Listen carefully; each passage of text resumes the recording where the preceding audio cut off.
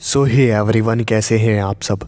मेरा नाम है दीपक विश्वकर्मा और आप देख रहे हैं dark legend horror stories YouTube channel, जहां मैं आप सभी को डरावनी कहानियां सुनाता रहता हूं। और आज की इस वीडियो में मैं आप सभी को यक्षिणी की एक डरावनी कहानी जो है वो सुनाने वाला हूं। तो मैं उम्मीद करता हूं कहानी और आवाज़ आपको पसंद आएगी। अगर आपको कहानी और आवाज़ पसंद आए तो वीडियो को लाइक करना, चैनल को सब्सक्राइब करना ना भूलें। तो अपने जो हेडफोन्स हैं उन्हें लगा लें, क्योंकि कहानी जो है वो अब शुरू हो रही है।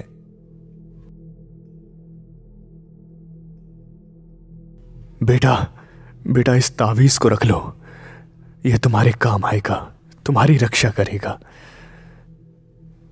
इसे कभी खुद से अलग मत करना।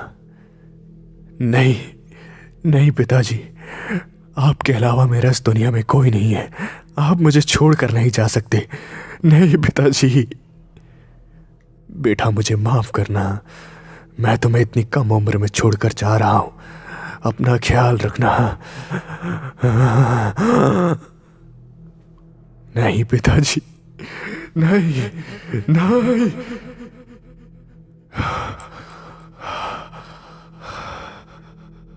आज 20 साल हो गए हैं मेरे पिताजी को गुजरे, लेकिन मेरा अतीत रोज मेरे सपने में आकर मुझे रुलाता है।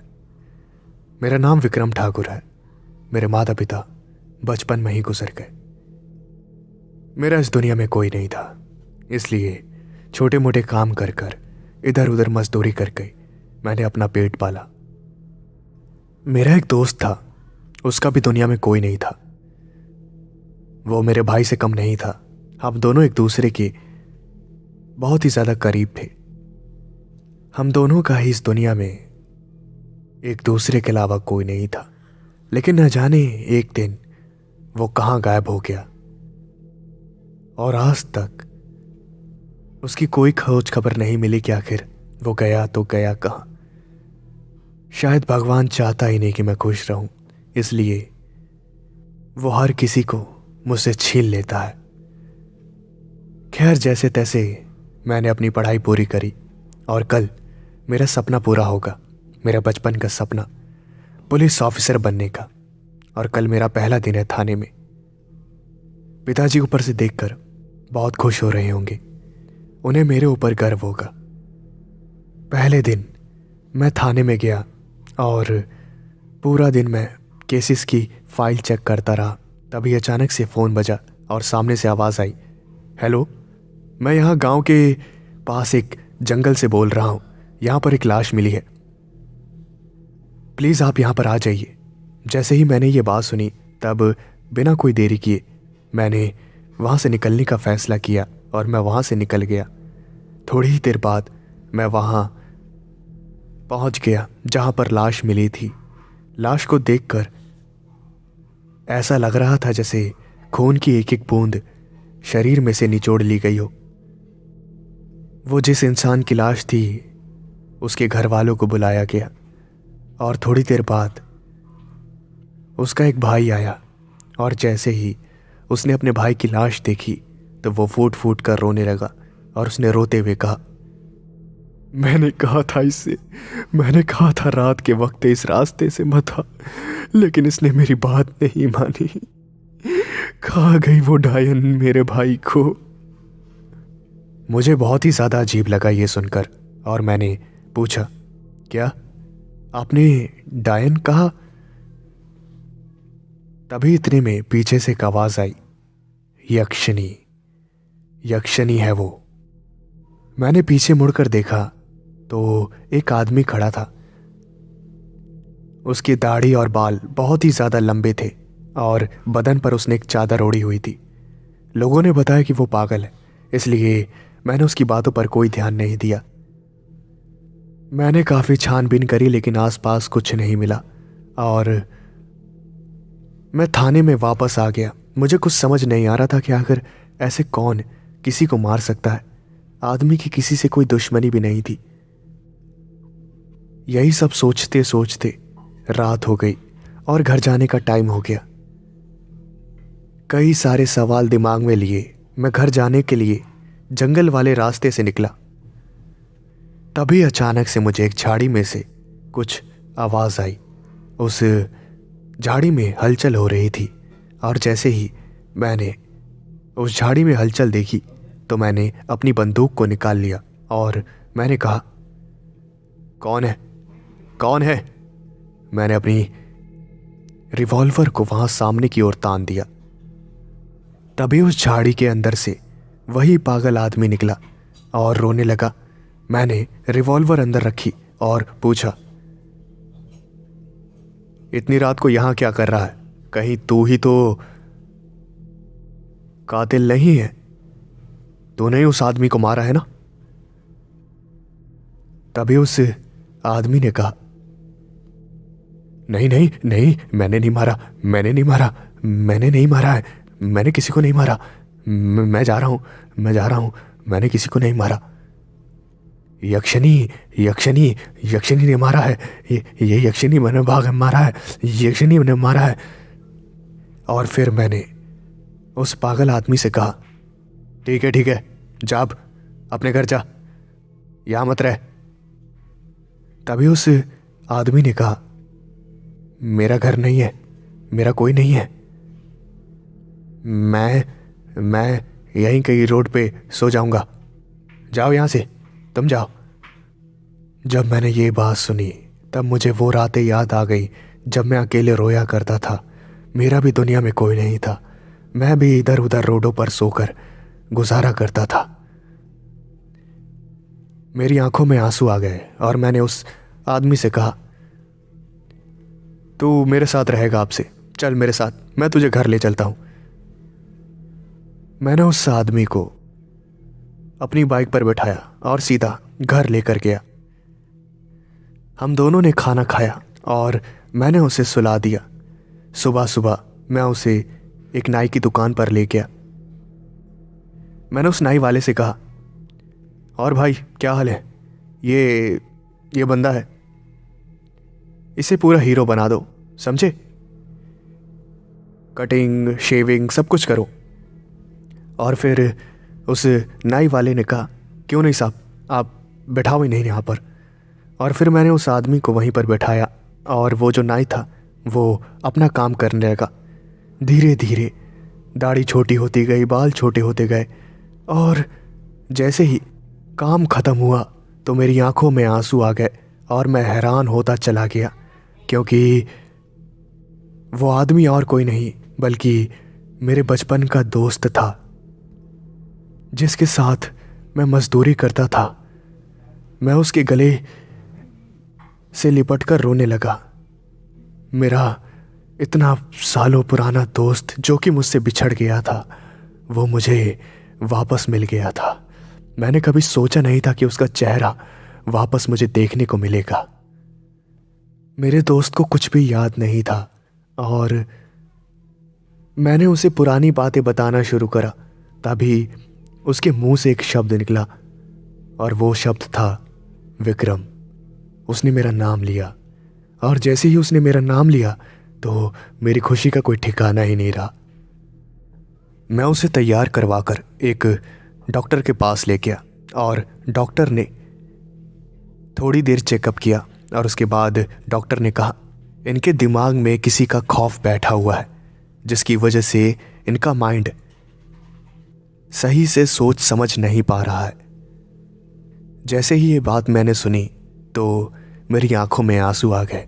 बेचारे मेरे दोस्त ने न जाने क्या क्या सहा होगा इतने सालों में, यही सोच सोच कर मैं रो रहा था। उस डॉक्टर ने कुछ दवाइयाँ लिखी और वो दवाइयाँ लेकर मैं अपने दोस्त के साथ घर वापस आ गया। मैं उससे पुरानी बातें करने लगा जैसे हम बचपन में किया करते थे। और फिर मैं उससे पूछने लगा कि आखिर तेरी ये हालत कैसे हो गई, ये सब कैसे हुआ? लेकिन उसने कोई जवाब नहीं दिया। मैंने उसे खाना खिलाया और मैंने उसे अपने रूम में सुलाया। मैं अभी दूसरे बेड पर सोया हुआ था। तभी अचानक से मेरा वो दोस्त चीखने लगा और वो बहुत ही ज़्यादा घबराया हुआ था। उसने चिल्लाते हुए कहा, ये मैं कहाँ हूँ? ये मैं कहाँ हूँ? मैं तो उस जंगल में था। मैं यहाँ यहाँ कैसे आ गया? यहाँ कैसे आ गया? और जैसे ही उसने मुझे देखा तो उसने मुझसे कहा, कौन हो तुम? कौन हो? मैं यहाँ क्या कर रहा हूँ? तुम मुझे यहाँ लेकर क्यों आए हो? और फिर मैंने अपने दोस्त से कहा, अरे अरे तुझे क्या हो गया है? भाई भाई भाई, मैं विक्रम, तेरा दोस्त, बचपन का दोस्त। याद है? याद है? हम एक दूसरे के साथ रहते थे। हाँ, हम भाई थे एक दूसरे के। भूल गया? याद कर, मेरा चेहरा देख, देख मुझे। और फिर जैसे ही मेरे दोस्त ने याद करने की कोशिश करी तो उसे उसे बातें याद आने लगी और वो मुझे गले लगाकर रोने लगा। और मैंने उससे पूछा, भाई भाई तेरे साथ क्या हुआ था जो तेरी ऐसी हालत हो गई? हाँ? और फिर मेरे दोस्त ने कहा, भाई मैं उस जंगल वाले रास्ते से गुजर रहा था, लेकिन अचानक से मुझे पायल की आवाज़ सुनाई देने लगी। मेरे कानों में बस एक आवाज़ आने लगी और मैं बेहोश हो गया। और उसके बाद से मुझे ऐसा लग रहा जैसे आज मेरी आंखें खुल रही हैं। मुझे कुछ समझ नहीं आ रहा। और फिर मैंने अपने दोस्त से पूछा, क्या आवाज़ सुनी थी तूने? मुझे बता। और जैसे ही मैंने अपने दोस्त से ये बात पूछी तो उसके चेहरे पर पसीना आ गया और उसने घबराते हुए कहा, यक्षिणी, यक्षिणी। मुझे इन सब बातों पर यकीन नहीं था। मुझे बस इतनी खुशी थी कि मेरा दोस्त जो था वो ठीक हो रहा था। और अगले दिन मुझे उस जंगल में जाना था, क्योंकि मुझे यकीन था कि उस जंगल में कुछ ना कुछ गड़बड़ है। वो जो मर्डर हुआ है उसका कातिल मुझे जंगल में ही मिलेगा। पूरे दिन ड्यूटी करने के बाद रात के वक्त मैंने सोचा, क्यों ना रास्ते में मेरा घर पड़ता है तो अपने दोस्त से भी मिल लेता हूँ। मैं अपने घर में गया और मैंने अपने दोस्त से हालचाल पूछा और मैंने कहा, अच्छा बता भाई, क्या खाएगा तू आज? और फिर मेरे दोस्त ने कहा, मैं जो खिलाएगा वो खा लूँगा। और मैंने कहा, चल ठीक है, तुझे मैं बहुत अच्छी अच्छी चीज़ें खिलाता हूँ और तू अपना ख्याल रखना। आज ना मैं किसी काम से बाहर जा रहा हूँ तो मैं आज रात घर नहीं रहूँगा, ठीक है? मैं तेरे लिए खाने का बंदोबस्त कर देता हूँ। मैंने ऑनलाइन खाना मंगवा लिया ढेर सारा और उसके बाद मैंने सारा खाना अपने दोस्त को देते हुए कहा, ये देख, ये तेरा खाना है, समझा? जो भी बेस्ट चीज़ें थी मैंने सब मंगा दी हैं। अब आराम से खाना और लाइट वगैरह बंद करके सो जाना। मैं सुबह सुबह आ जाऊंगा। मेरे दोस्त ने कहा, वाह यार, खाना तो बहुत अच्छा है, आज खाने में बहुत ज़्यादा मज़ा आएगा। लेकिन ये सब तो ठीक है, मुझे ये तो बता तू पूरी रात कहाँ जा रहा है? और मैंने अपने दोस्त से कहा, अरे कहीं नहीं यार, अभी जो मर्डर हुआ है, लाश मिली है जंगल में, उसी के सिलसिले में जंगल जा रहा हूँ। मुझे लगता है कि कोई गुंडा है या फिर कोई गैंग है जिसने ये मर्डर किया है। जैसे ही ये बात मैंने अपने दोस्त से कही तो उसका जो मुस्कुराता हुआ चेहरा था वो पसीने से भीग गया और वो बहुत ही ज़्यादा सहम गया। और उसने कहा, नहीं भाई नहीं, उधर नहीं जाना, वो तुझे मार देगी। मैं नहीं जाने दूंगा, मैं नहीं जाने दूंगा, मैं नहीं जाने दूंगा, मैं नहीं जाने दूंगा, मैं नहीं जाने दूंगा। मैं अपने दोस्त को जैसे तैसे समझा कर वहाँ घर से निकला और कुछ ऑफिसर दोस्तों के साथ उस जंगल की तरफ निकल गया। मैं और मेरे वो जो साथी ऑफिसर्स थे वो सब जंगल में घुस गए और इधर उधर छानबीन करने लगे। हमें कुछ भी अजीब नजर नहीं आया। तभी मेरे एक साथी ऑफिसर ने कहा, मुझे तो लगता है कि हमें अलग अलग छानबीन करनी चाहिए। और फिर दूसरे ऑफिसर ने कहा, नहीं, यह जंगल बहुत ही ज्यादा घना है, यहां खोने का खतरा है, इसलिए हमें एक साथ रहना चाहिए। तभी अचानक से वहां बहुत तेज हवा चलने लगी और वहां पर एक अजीब सी खुशबू फैल गई।